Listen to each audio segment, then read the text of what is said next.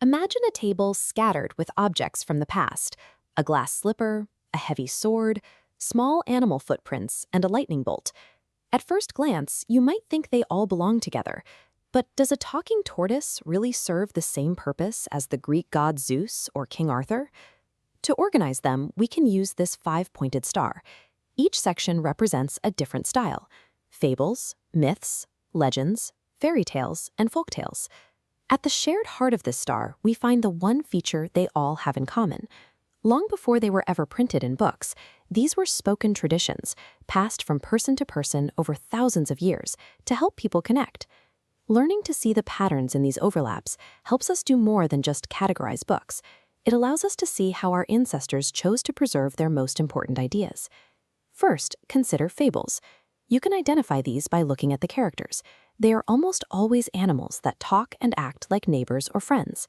The goal of the fable is direct instruction.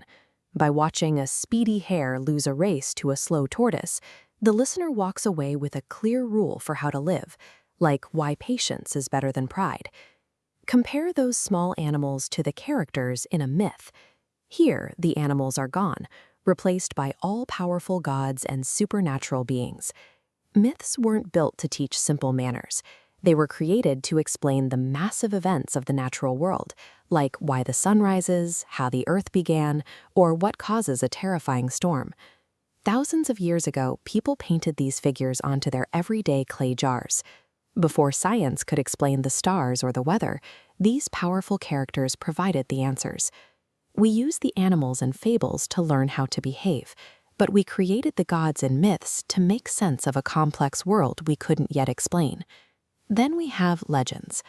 Unlike the gods and myths, legends start with reality. They are built around real historical people, real battles, and specific places you can still find on a map today. But after centuries of retelling, the history gets loud. A real-life medieval knight might start as a brave soldier, but over time, the story adds miracles and superhuman strength until the man becomes a legend. Fairy tales work differently. While a legend is a stretched version of history, a fairy tale is pure imagination. It doesn't need to be true. It just needs to be possible in the mind of the storyteller. These stories have their own requirements. You will almost always see royalty, magic, and a clear struggle where good defeats evil. Because they aren't tied to history, the settings feel otherworldly. They take place in faraway countries with towering castles, providing a safe space to explore our hopes and fears.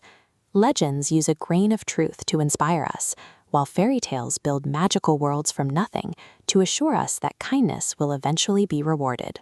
This brings us to folktales. These are the stories of the community, kept alive by people who lived far away from royal palaces or heavenly temples. You'll often find a trickster here, like Anansi the spider. These characters don't have magical wands or great armies. They survive by being faster and smarter than the giants or villains they face. Because they relied on the spoken word, these stories stayed close to the people. They were shared during work or around a fire, reflecting the local traditions of that specific group.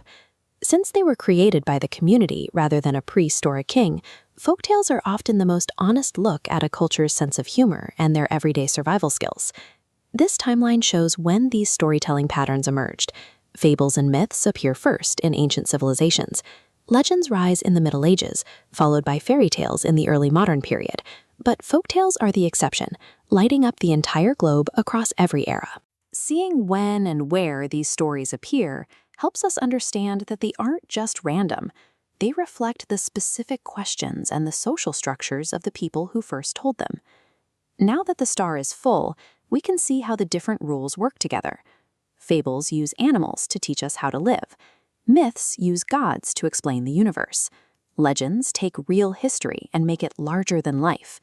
Fairy tales use pure magic to promise us a happy ending, while folktales use everyday cleverness to share a community's culture. So the next time you open a book or watch a movie, try to look for these patterns yourself. Every story is a message from the past. Now that you know the genres, you have a better way to hear exactly what the people who came before us were trying to say.